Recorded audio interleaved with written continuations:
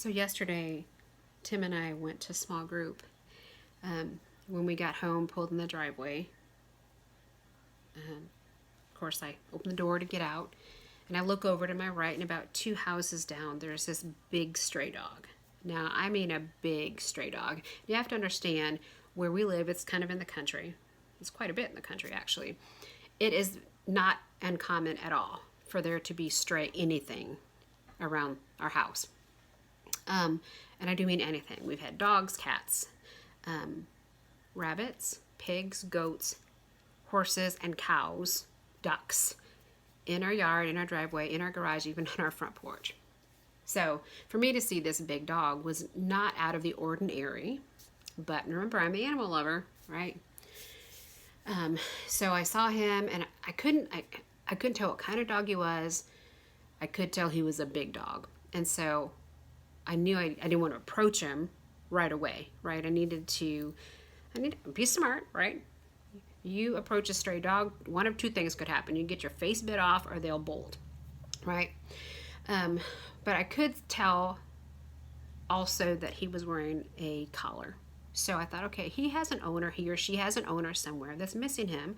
I need to see if I can help out. Well, so I called out to this dog, and it just stopped dead in its tracks.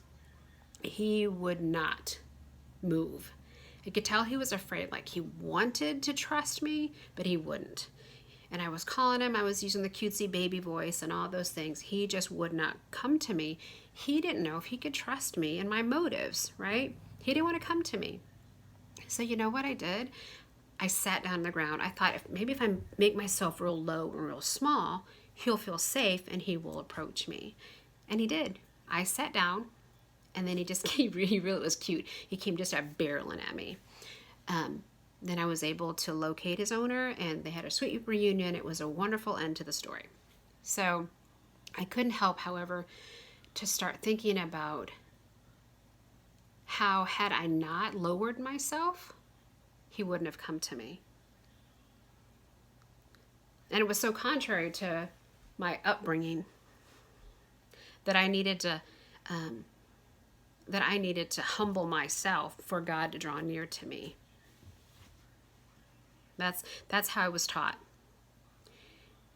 Draw near to God, and then he'll draw near to you. The problem with that is it ended up becoming works for me. It ended up becoming religion for me. And I could never measure up. I couldn't do enough works. I couldn't humble myself enough to deserve him wanting to draw near to me. But then last night with this dog, I was reminded of how really he made the first move. He lowered himself. He sat on the ground, right? So that I could trust his heart and his motives for me, and then I could approach him and draw near to him. He did it first. John 1:14 says that he became flesh. He put on an earth suit. He lowered himself. He made himself small so that I would want to approach him. So it's true. Yeah, I need to humble myself. I need to draw near to him. I need to submit to him. But it's really not about me doing it. It's about me recognizing that he made the way for me to do that. Philippians 2:6-11 says, he existed in the form of God, yet he gave no thought to seizing equality with God as his supreme prize. I was his supreme prize. You were his supreme prize. Instead, he emptied himself of his outward glory by reducing himself to the form of a lowly servant. He became human. He put on this earth suit. He humbled himself, became vulnerable, choosing to be revealed as a man, and was obedient. He was a perfect example, even in his death, a criminal's death in crucifixion. Because of that obedience, God exalted him and multiplied his greatness. He has now been given the greatest of all names. The authority of the name of Jesus causes every knee to bow in reverence. Everything and everyone will one day submit to this name. And every tongue will proclaim in every language that Jesus Christ is Lord. So see, there is a place for reverence. There is a place for humbling yourself. There is a place for submission. But it can't happen until you trust his heart, until you trust his motives, until you recognize he made the first move.